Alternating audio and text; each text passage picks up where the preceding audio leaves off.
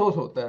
Doctor साहब, एक ज़ाहिर है लंदन से कुछ खबरें आई हैं, उनमें एक खबर आप अपने नून लीग की हुकूमत में बड़े सख्त नाकद होते थे, बड़ा सख्त उनके खिलाफ बोलते भी थे। अभी ये बताइए ज़रा, एक फैसला इवन फील्ड का आया, शरीफ बरादरान के हक में आया, फिर एक फैसला आया शहबाज शरीफ साहब का जो टीटी वाला है वो उनके हक में आया। अभी इसाक डार साहब के फैसला तो वो नहीं है, लेकिन एटलीस्ट वो जो कहा गया कि अरबों डॉलर लेके गए वापसी हुए। आप इन तमाम फैसलों को शरीफ खानदान के और नून लीग के लिए कैसे देखते हैं कि ये आने वाले वक्त में अवाम में जो एक इमेज बनाया गया था, इन फैसलों से वो बेहतर होगा?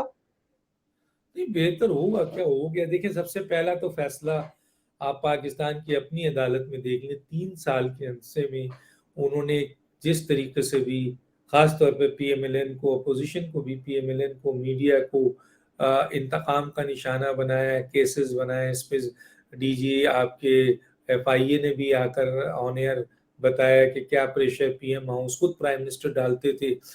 तो उस सूरत हाल में उन केसेस को नैब बनाती थी और उसको फिर कोर्ट में ले जाती थी, और कोर्ट उन केसेस का जो अशर करती थी और शटअप कॉल देती थी, और जमानत दे के सब निकले में बाहर। तो एक आदमी को जो है वो जुर्म साबित नहीं हुआ, एक आदमी, एक पैसा वापस नहीं आया। तो यही बहुत बड़ी हार है। और फिर मुल्क से बाहर की अदालतों ने उन अहम तरीन केसेस पे फैसले सुना दिए कि जनाब, आपने जो एलिगेशंस लगाया, इल्ज़ामात लगाया, जो आपने जो इन्होंने डेफेमेशन का केस किया, वो बाहर की अदालतों ने उसको मोहर लगा दी।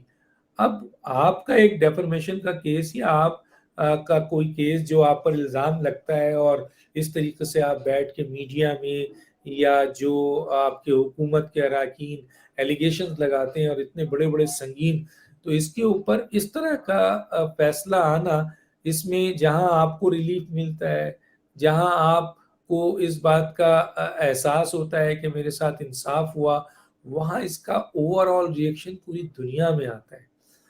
पाकिस्तान की अवाम भी ये देख रहे हैं कि आया जो एलिगेशंस इन्होंने पाकिस्तान में लगाया, वहां की कोर्टें दबाव के बावजूद इतने सॉलिड नहीं था, इतना सा भी नहीं था कि वो उसको जस्टिफाई कर सकते हैं, जमानतों पे जमानत।